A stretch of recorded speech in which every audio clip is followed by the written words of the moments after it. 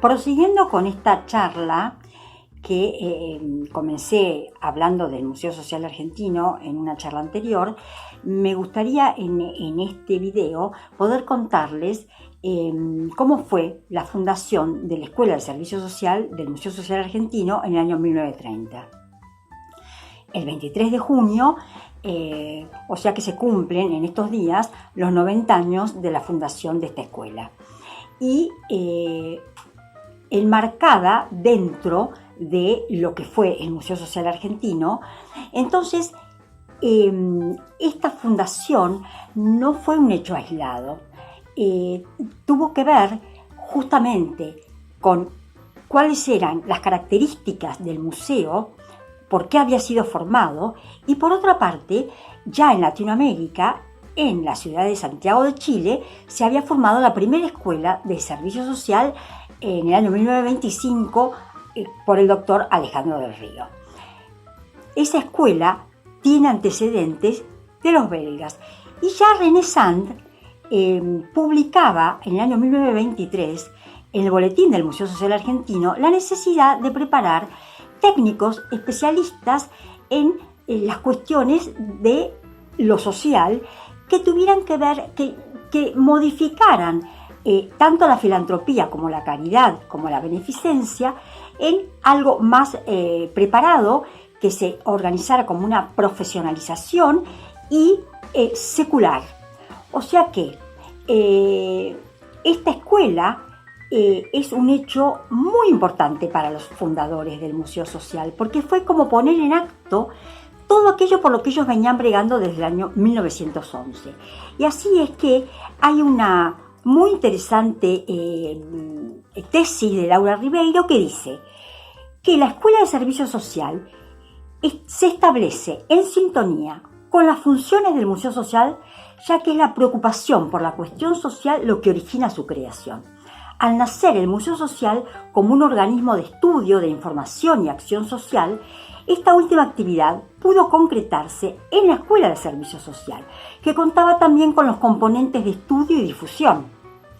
Por ello se la considerará una de las iniciativas más importantes, pues estará a cargo de la formación de técnicos que impulsen en el medio argentino la acción social, los cuales podrán actuar como puente entre la universidad y el pueblo.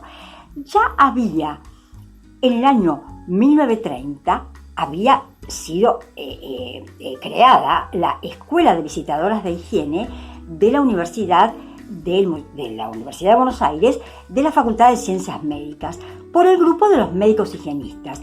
Y ese mismo grupo es el que irrumpe a partir del año 1926-1927 en el museo, creando una nueva sección de estudio, que es la de Higiene y Medicina Social.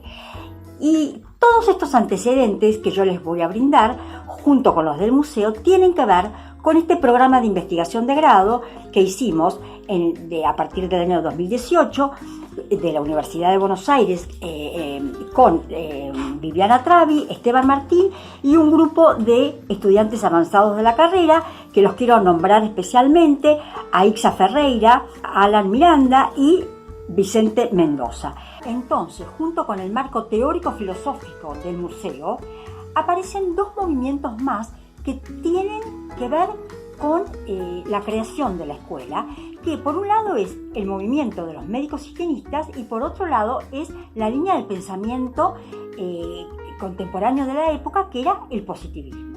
Ahora, ¿qué fue el movimiento de los médicos higienistas? Y lo quiero leer para no confundirme. De acuerdo a lo que dice Susana Casaniga, surge en la Argentina este movimiento en la segunda mitad del siglo XIX. Es un movimiento que, si bien está liderado por los profesionales de la medicina, incorpora también a los intelectuales y a los políticos. Y entonces se trata de un grupo heterogéneo con contradicciones internas respecto de concepciones ideológicas, políticas, y confluyen en tanto los liberales como los ligados a la filantropía librepensadora, como ortodoxos, como socialistas, incluso apoyados por ciertas propuestas del catolicismo social. O sea que la convicción era la importancia de la racionalización de las prácticas destinadas a dar respuesta a la cuestión social de la época y la inscripción al positivismo como pensamiento predominante. Ya la higiene era estudiada en la Facultad de la Universidad de Buenos Aires, en la Facultad de Ciencias Médicas, desde el año 1830 y pico. Pero es en el año 1873 en que Guillermo Rawson, titular de esa cátedra, le da un giro a la salud pública.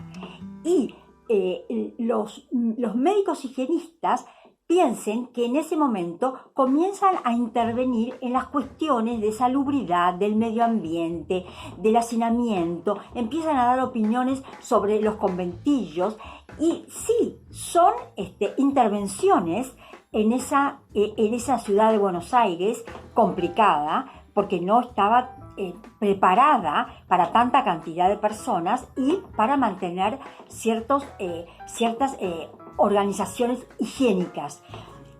Y el cuerpo de médicos a partir de esa cátedra, ya en el año 1900 y pico, 1910, 1920, comienzan a organizar la fundación de la Escuela de Visitadoras de Higiene, que se realiza en el año 1924. Pero ¿cuál es la diferencia entre las de la fundación de las visitadoras de higiene con respecto al del Museo Social? Que la implementación del servicio social en el museo es más amplio, porque no solamente está ligado a la salud y a la salud pública, sino que tiene otros componentes, porque preparan un profesional diferente con mayor intervención en otros aspectos de la vida social que no tenían que ver con la salud pública. Incorporado el Museo Social a la Universidad de Buenos Aires, año 1926, y comienza a funcionar entonces la sección de Higiene y Medicina Social, con estos 4 médicos, que son los que habían formado, que eran todos profesores de la Universidad de Buenos Aires, de la Cátedra de Higiene y Medicina Social, que se daba de cuarto año, lo habían pasado en el año 20 al último año de la carrera. Y habían formado ya la Escuela de Visitadoras de Higiene. ¿Y quiénes son estos médicos? Manuel Carbonell, Germinal Rodríguez, Alberto Swank y Julio Ibarne. ¿Quiénes eran? Los 4 eran médicos higienistas. Todos eran profesores universitarios en la Cátedra de Higiene y Medicina. Y forman parte del comité o de la sección en el museo.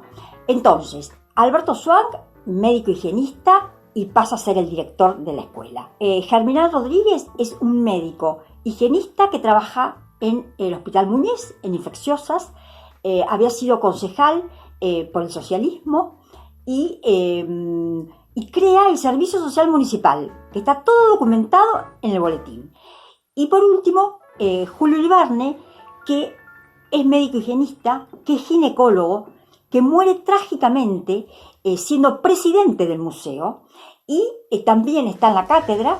O sea que estos 4 médicos presentan a fin del año 1926 un plan de trabajo que incluye, y se los voy a leer, la encuesta sobre el servicio social en la Argentina, la encuesta sobre el servicio social en la industria, el ciclo de conferencias sobre medicina industrial, 4º punto, las organizaciones de reuniones científicas médicos sociales, y el 5º lugar, la creación de una escuela de servicio social.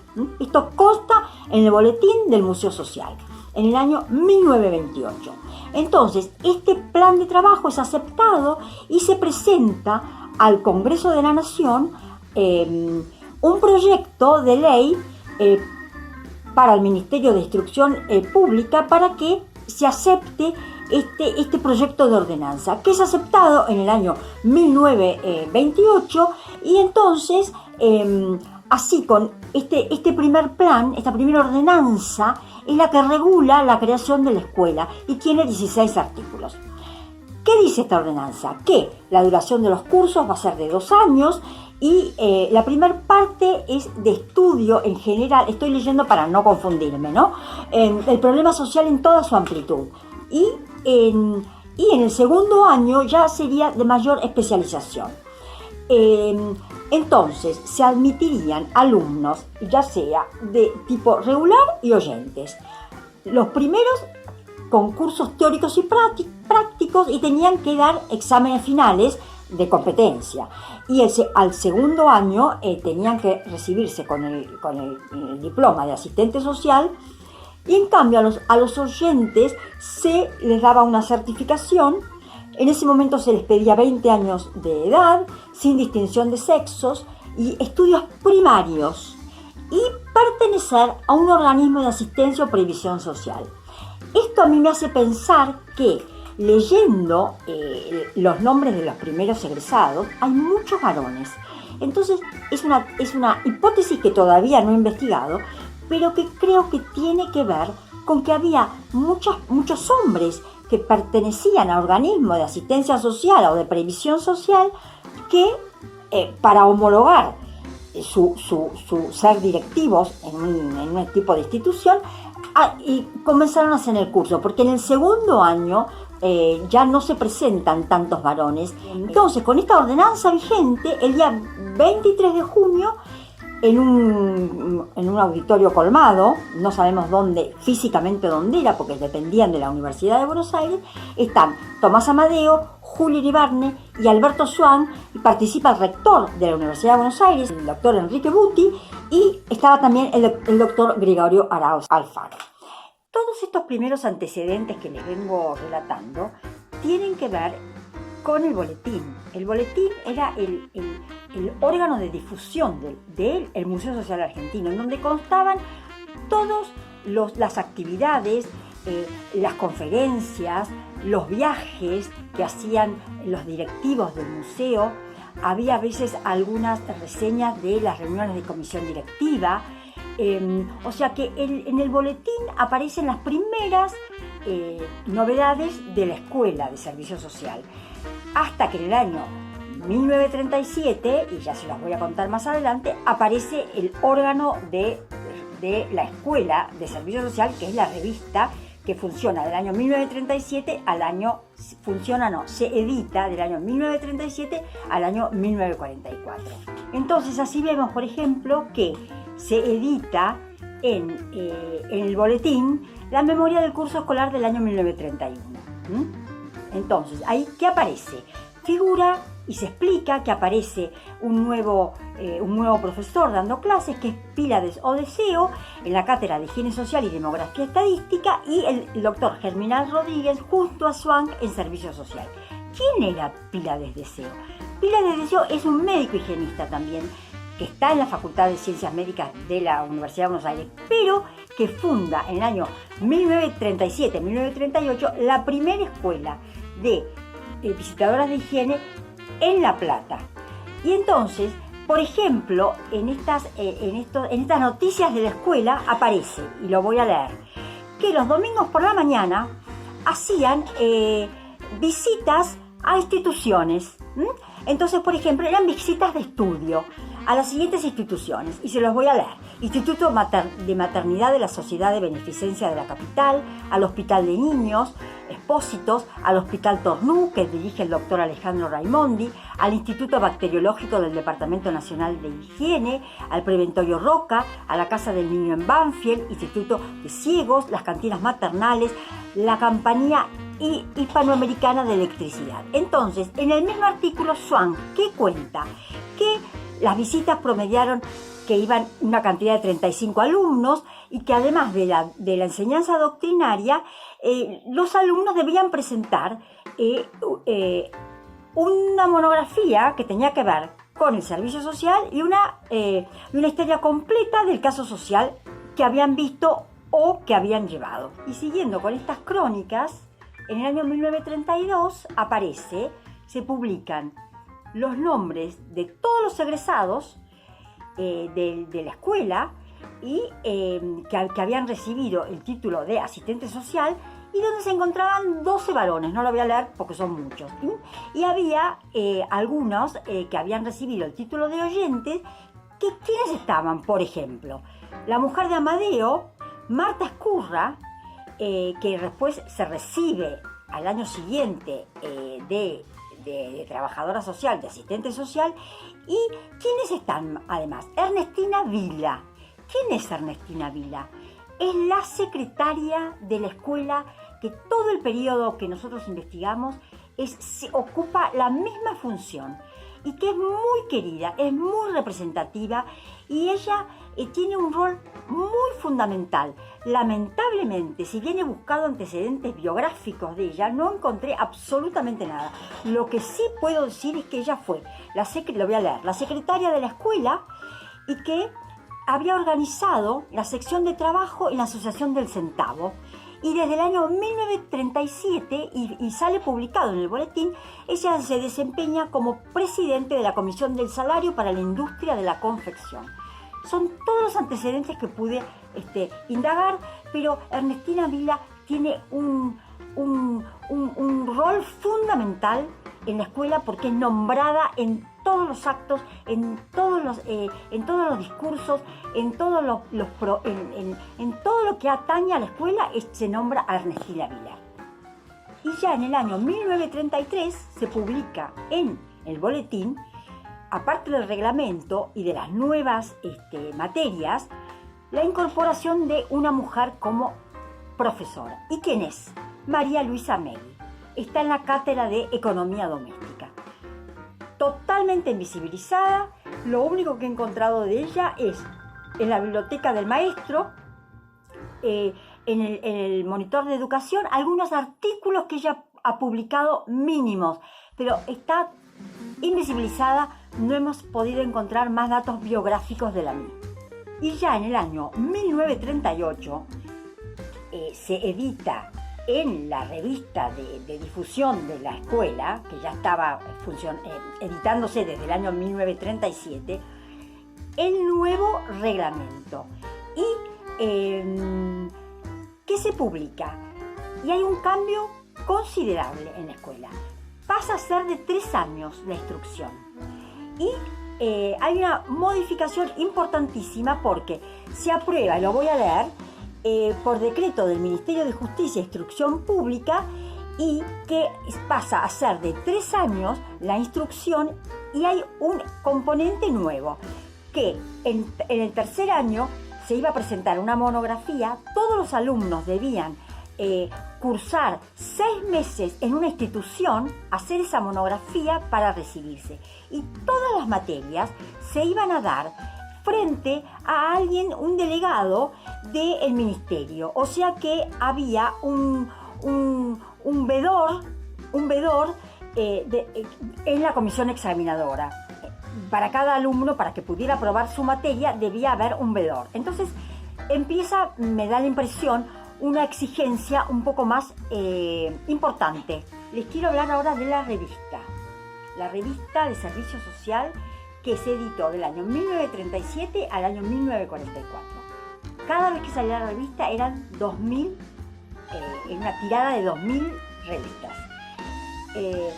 No siempre fue lineal.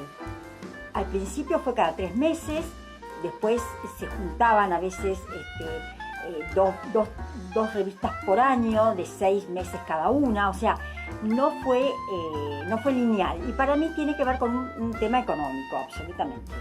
Pero la revista refleja, y es de una importancia enorme, porque cuenta todo lo que pasaba en la escuela, todo. Desde los artículos que se publicaban, desde los alumnos que escribían, también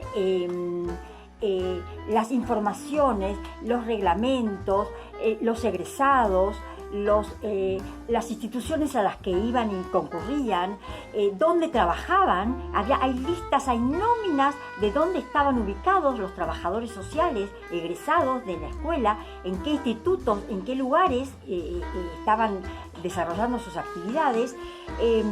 También lo rico de esto es que refleja el pensamiento, la ideología, unos más conservadores que otros, pero siempre dentro del respeto.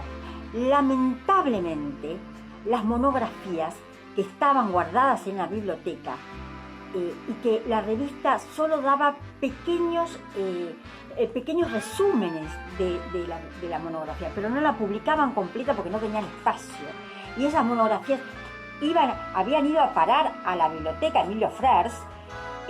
Cuando fue el año 40 y pico y el museo es intervenido, muchos de esos libros y mucha de todo lo que se había colectado desde el año 1911 fue a parar a la casa de algunos representantes del museo y también de la Sociedad Científica Argentina. También aparecen investigaciones, algunos dentro de una cátedra, hay algunos extensos que ya les voy a hacer algún comentario, y la participación, por ejemplo, de los alumnos en algún congreso del extranjero o de Latinoamérica o del interior del país. Ahora, la revista está dividida en 5 partes, 5 secciones. Lo voy a leer porque es mucho. Los artículos originales, que tienen que ver con posturas y artículos de la historia del trabajo social, algunos de la Iglesia Católica, por ejemplo, Franceschi, Monseñor Miguel de Andrea. Hay artículos de Amadeo, de Swank, de Pedro Escudero, de Juan José O'Connor y también de Carlos de Arenaza. Y aparecen los artículos de nuestras trabajadoras sociales o de las profesoras, por ejemplo, de Cidanelia Reynés, que es asistente social, que es profesora de economía doméstica y está encargada del seminario de los casos individuales de la Escuela de Servicio Social y es jefa de subsección de investigaciones sociales en el Instituto de la Nutrición, que es el de Pedro Escudero. Emilia Deseo también publica, que es profesora normal y doctora en filosofía, y se desempeñaba como inspectora de Escuela de Niños Débiles para el Consejo Nacional de Educación y oficiaba como adjunta en la materia de nociones de psicología y psicopatología. A veces, especialmente en los primeros tiempos, da mucho enojo cuando se las presenta a las mujeres como señorita, señora, cuando en realidad uno sigue investigando y son profesoras de filosofía y letras o doctoras. Bueno, son pequeñas desgracias de la época en las cuales las mujeres teníamos un lugar inferior, ¿no? Bueno, también aparece la sección de legislación nacional y extranjera. ¿Y sabe qué contaban? Los proyectos de leyes de la minoridad, del trabajo a domicilio, del salario, de la ley de adopción, de la legislación argentina, de proyectos de otros países y de otras escuelas latinoamericanas en su fundación, sus proyectos. O sea que había ¿cómo le podría decir? Había una vinculación enorme con estos otros institutos que funcionaban en los distintos países latinoamericanos. Tomás Amadeo y Alberto Swank visitan esas escuelas, tanto la de Montevideo como la de Chile. Los chilenos y las de Montevideo visitan Argentina y publican y aparecen artículos interesantísimos. Luego aparecen las informaciones sociales, que esto es del mundo entero. La difusión y socialización de datos que se reciben y clasifican para su publicación. Por ejemplo, de la Organización Internacional del Trabajo, de las legislaciones del trabajo, de estados de bienestar que son mucho mejores a los nuestros. Bueno, pero aparece muchísima información. Y, por último, nuestras noticias de la escuela, que es la más importante para nosotros, donde aparece, no es la más extensa, pero aparece siempre al final y da cuenta de las actividades del año de la escuela, de los profesores, de los estudiantes, de los nuevos egresados, de los actos de relevancia que había en la escuela. A partir de la revista número 2 del año 1938, en la primera, o sea que es enero, febrero y marzo, aparecen en la contratapa los directivos de la escuela, los profesores y el cuerpo administrativo. Entonces aparece director Alberto Swank, secretaria señorita Ernestina Vila, bibliotecaria Lidia Traverso, que había hecho los cursos de ambos, de trabajadora social y de bibliotecología. Ayudante de secretaría señorita Esther Jorge. Luego aparece el cuerpo docente, que son muchos, y al final siempre aparecen las encargadas de la enseñanza práctica, que eran egresadas todas de la escuela. En la primera aparición de esta portada aparecen Raquel Allende Lezama, señorita Elvira Gómez Higueret y señorita Cida Nelia Reynés. O sea que otras publicaciones significativas son, por ejemplo, las transmisiones radiotelefónicas con las que escuela hacía propaganda. Era una práctica que ya el museo venía instalado desde antes, y en el Radio Estado, en la hora del Museo Social Argentino, que era los martes y jueves de 20 a 20:15, y hablaban profesores o alumnos de distintos temas. Con respecto a las investigaciones, bueno, yo he seleccionado 3, así como más extensas, que están en la revista. Pero la que más me ha interesado, quizás porque yo también he sido tribunalicia, son los artículos y la investigación de Lina Catarinelli, que es asistente social egresada de la escuela y que trabaja en el juzgado correccional del doctor Juan José O'Connor. Juan José O'Connor es un abogado, juez en lo correccional, que organiza por primera vez un servicio social dentro del juzgado. Entonces, Estela Meguira pasa a ser la jefa, la directora de ese servicio social, y hay varias trabajadoras sociales egresadas de la escuela que concurren, que son contratadas en este juzgado. Y es muy interesante porque hay varios artículos de Juan José O'Connor, así como de Estela Meguira hay 2, hay una tesis, y en general, ¿qué dicen? Critican la ley 10.903 de patronato de menores, que fue promulgada en el año 1919. ¿Por quién? Por Luis Agote, diputado conservador, que es miembro del primer Consejo Superior del Museo Social. Hay una visita de Agote a la cátedra, pero ya Juan José O'Connor dice, y estas trabajadoras sociales también, que están en contra de la separación del niño de su familia, de su núcleo primario, para ser institucionalizado, que es preferible hacer todo tipo de tratamientos con la familia incluida y en su hogar. Por último, quiero rescatar de las páginas de la revista las publicaciones que tienen que ver con la escuela, y que es invitada a la escuela de Buenos Aires, del Museo Social, a Estados Unidos. Swank lo invitan en 2 oportunidades, dice que no puede ir, entonces nombra a Estela Meguira para que asista en representación, y viaja junto con Marta Escurra, que ya se había fundado el Instituto de Cultura Religioso, y en representación de esas 2 escuelas viajan.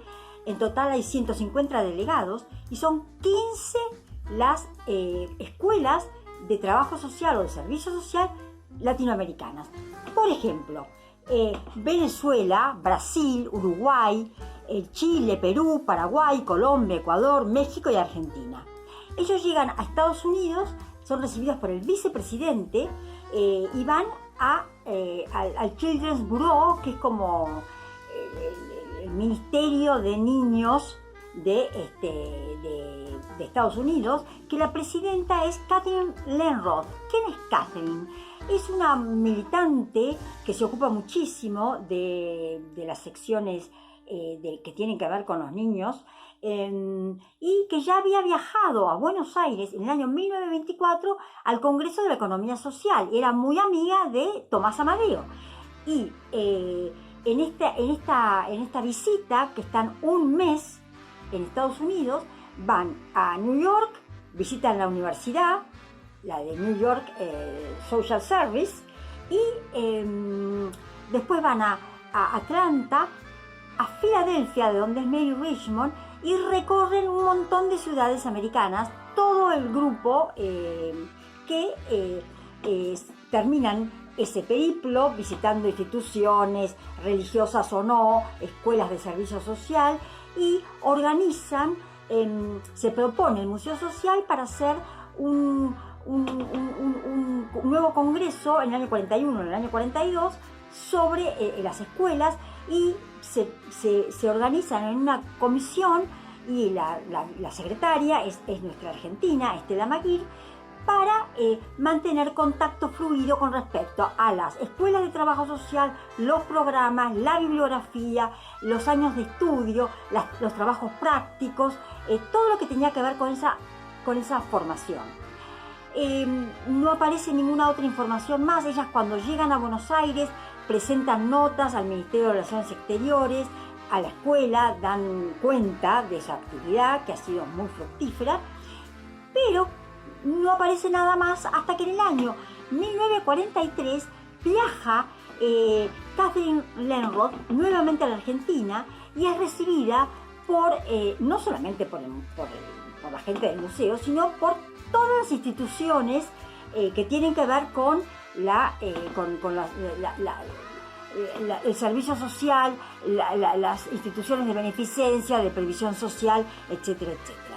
Entonces, aparecen los escritos muy interesantes, realmente los escritos de Lenroth y de las que no son las anglosajonas, como Mule, que escribe muy al principio en la revista, son más profesionales, más de avanzadas, son laicos, pero bueno, Lenroth mantiene una visita de 4 o 5 días.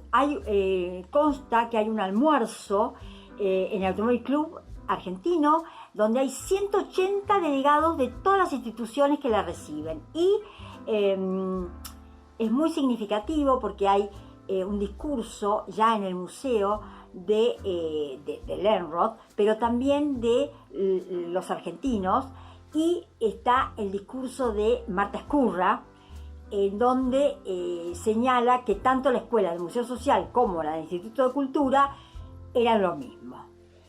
Y bueno, después, en el año 1944, deja de existir la revista, y si bien todos estos años el boletín se siguió imprimiendo y tenía salidas cada 3 meses, 4 meses, todas las noticias de la escuela se vuelven a volcar en el boletín, porque esta revista, que tiene 20 números con 2.000 tiradas cada revista, desaparece para siempre.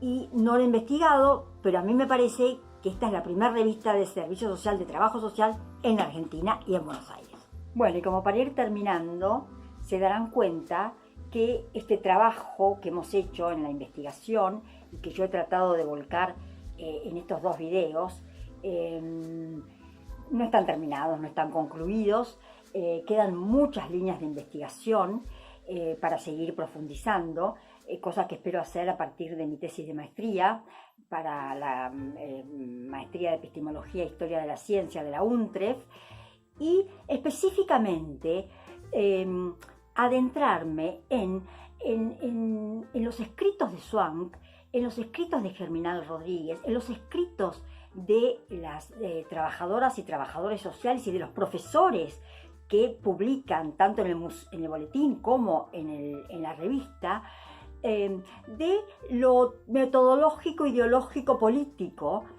y hacer una interrelación entre los programas actuales con los programas de aquella época, y todo lo que tenga que ver con esta escuela que hace 90 años que sigue funcionando.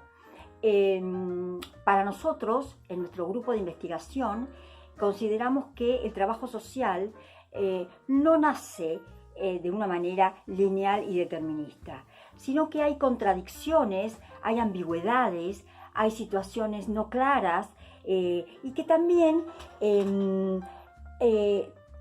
cómo se planteó esa formación, que tiene que ver con, para nosotros, o que está encuadrada dentro de las epistemologías del sur mestizas y con la perspectiva de género. O sea que, como trabajadora social y como profesora actualmente en el Museo Social Argentino, esta es una manera de hacer un pequeño homenaje a aquellos hombres y a aquellas mujeres que iniciaron la profesión con una determinada forma, que podemos estar más o menos de acuerdo, pero que fue lo que existió y lo que se dio en Buenos Aires, en la Argentina, en esta primera escuela de trabajo social.